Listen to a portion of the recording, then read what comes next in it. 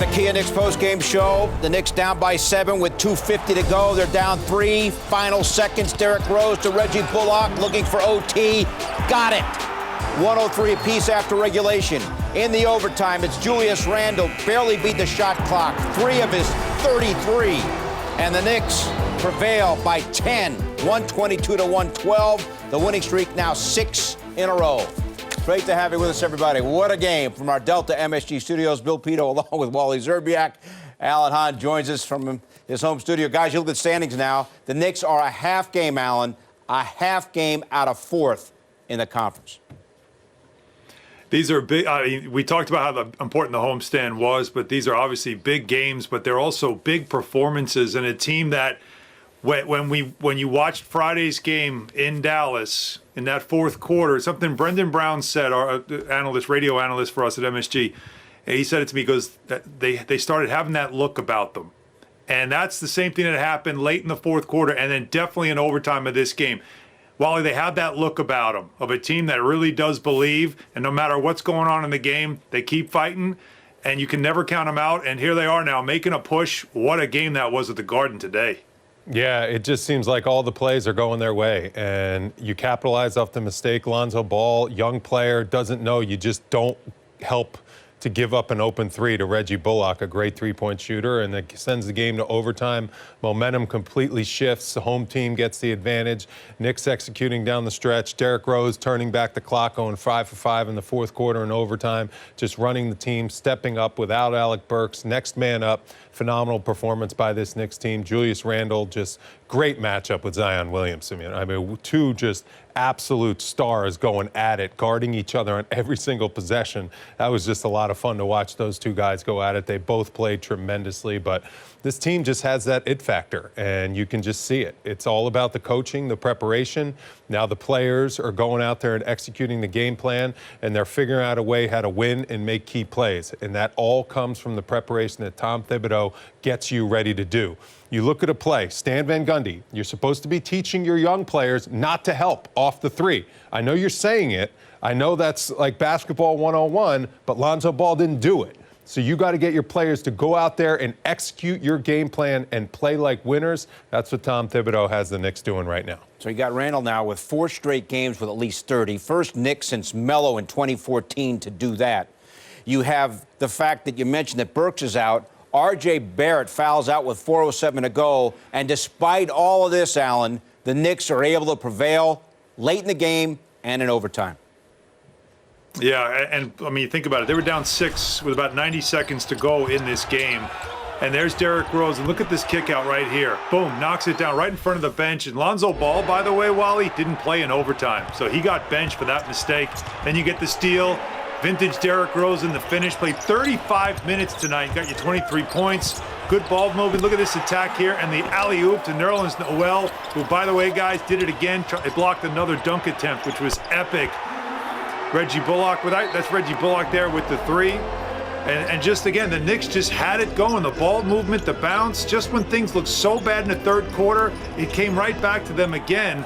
And it's definitely about preparation. It's definitely about just having the bodies. And when you talk about the Knicks, guys, as we're just watching each one of these plays go by one, and there's the play right there. I mean, the fingertip just off the ball. The replay was a great job by our crew showing that as well. Knocking down that 3, which was a critical one to put the Knicks up by 9.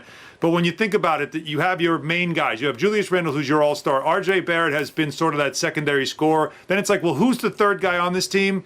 It varies game to game. It's a new hero each night, a different guy. Tonight, Derrick Rose stepping up with vintage form when they needed him most. Yeah, it was phenomenal, and they were getting hammered on the boards. It just seemed like Steven Adams got every rebound, every offensive rebound. But what about Nerlens Noel? You can't say enough about how his defense around the rim really helps this Knicks team. I mean, as a team, they swarm the ball, they protect the rim, they go after loose balls. And, you know, the effort that they put out on a daily basis, it's fun to watch.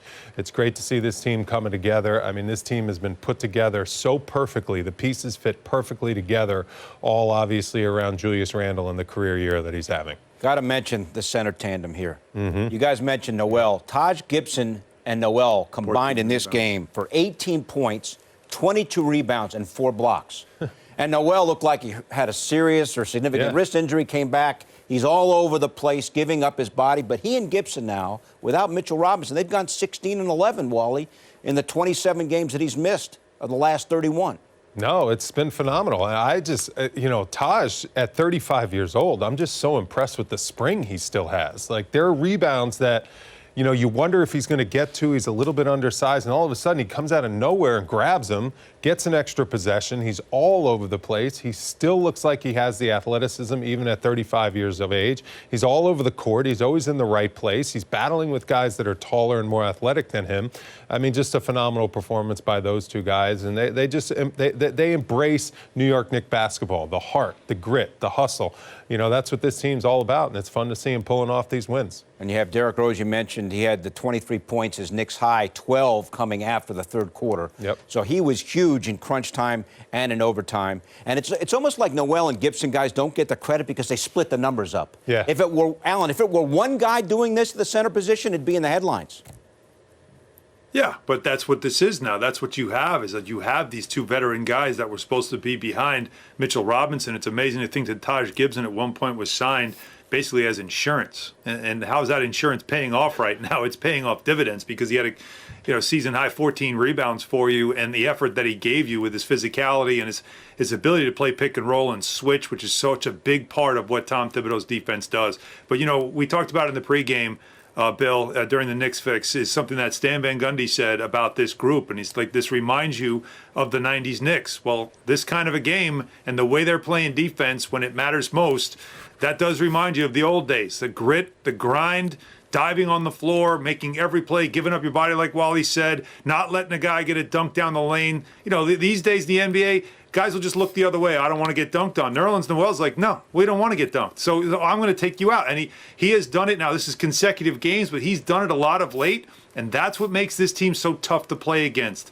They make you earn every basket that you make. You got to watch. I mean, it's incredible theater. Wow. How's the remote today, Alan? Everything okay in the basement or what? No, it's all good. Look, third quarter was a little dicey, as you'd say. I mean, you got a couple of these offensive fouls. Look like Billy Kennedy and crew were thinking to themselves, this is a blowout. We can't have this. Let's get Zion back in the game. But, once everything settled back down again, you could just see it was two teams that really needed a win, and the Knicks earned it. All right, much to come here on the Key Knicks postgame show. Always the ref's fault. We're going to hear from Knicks coach Tom Thibodeau and also have Wally breaking down some key plays down the stretch from the Wally Wall as we continue as the Knicks win it in overtime by 10.